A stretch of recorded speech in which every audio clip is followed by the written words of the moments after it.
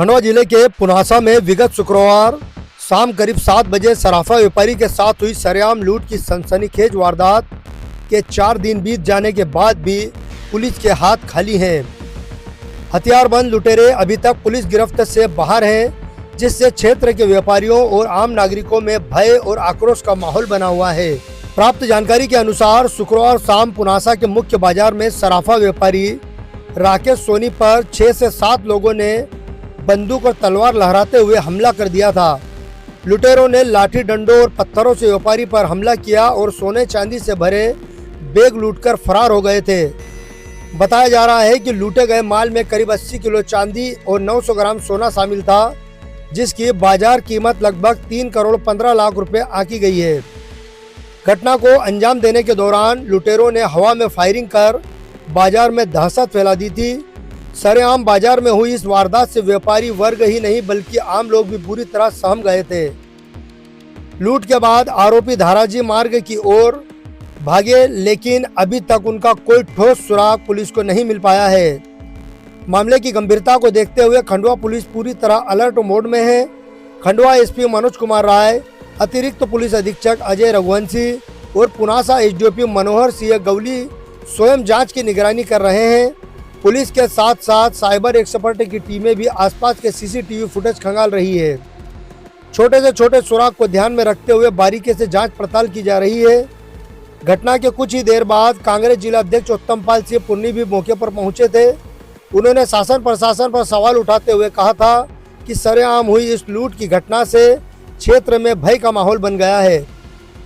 उन्होंने इसे सरकार की नाकामी बताते हुए कहा था कि अपराधियों और असामाजिक तत्वों के हौसले बुलंद हो चुके हैं।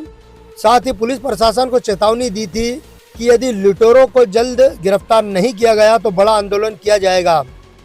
घटना के दूसरे दिन क्षेत्रीय विधायक नारायण भाई पटेल भी घटनास्थल पर पहुंचे और पूरी जानकारी ली। उन्होंने प्रदेश के मुख्यमंत्री डॉक्टर मोहन यादव को इस गंभीर घटना से अवगत कराया था।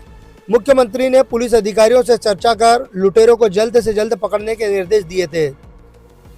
घटना के चौथे दिन बाद डीआईजी सिद्धार्थ बहुगुणा भी पुनासा पहुंचे। उन्होंने घटनास्थल का निरीक्षण किया और पुलिस टीम के साथ उस मार्ग एवं खेतों का बारीकी से जायजा लिया जहां से होकर लुटेरे फरार हुए थे। डीआईजी ने पुलिस अधिकारियों को आवश्यक निर्देश देते हुए लुटेरों को शीघ्र गिरफ्तार करने का भरोसा दिलाया है। फिलहाल पूरे मामले में पुलिस की टीमें लगातार दबिश दे रही है, लेकिन 4 दिन बाद भी लुटेरों का पकड़े न जाना पुलिस के लिए एक बड़ी चुनौती बना हुआ है। वहीं पुनासा के व्यापारी और आम जन जल्द खुलासे और आरोपियों की गिरफ्तारी की मांग कर रहे हैं। लुटेरों का जंगल में होने की आशंका को देखते हुए डीआईजी सिद्धार्थ बहुगुणा ने वन विभाग की टीम को भी सक्रिय कर दिया है।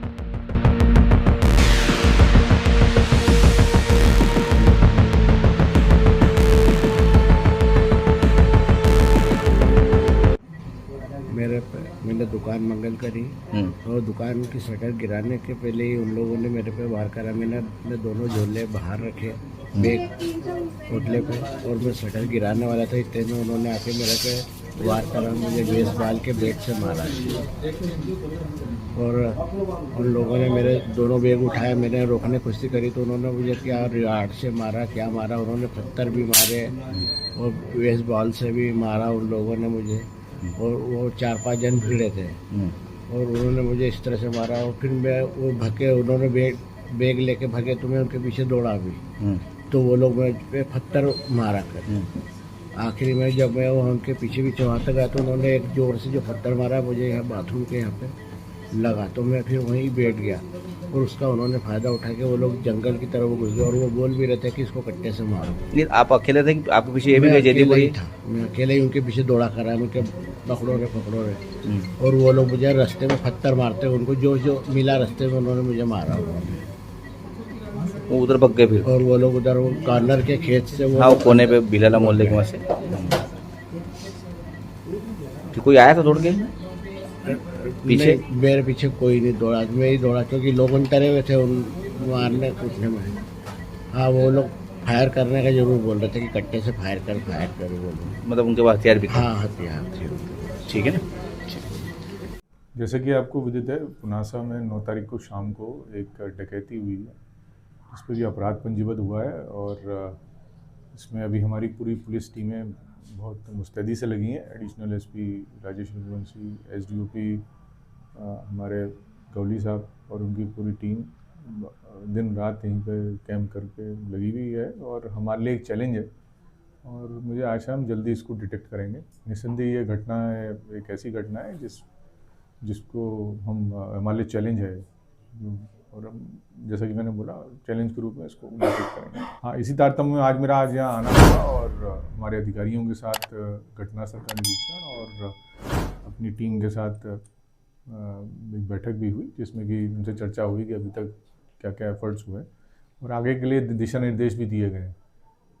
टीमें लगी हैं, जैसे कि अभी हम सब बैठे हैं, हमारी सभी टीमें फील्ड में हैं तो और मैं 20,000 का भी इनाम इसमें अभी अज्ञात आरोपियों की पतारसी के लिए मैं उसमें घोषित कर रहा हूँ। 8 से 10 टीमें हैं और अभी कुछ टीमें और बन रही हैं, तो आप कह सकते हैं 12 से 13 टीम अलग अलग विवेचना के पहलुओं पे वो काम कर रही हैं। तो लगे हैं हम लोग और मुझे आशा है जल्दी सफलता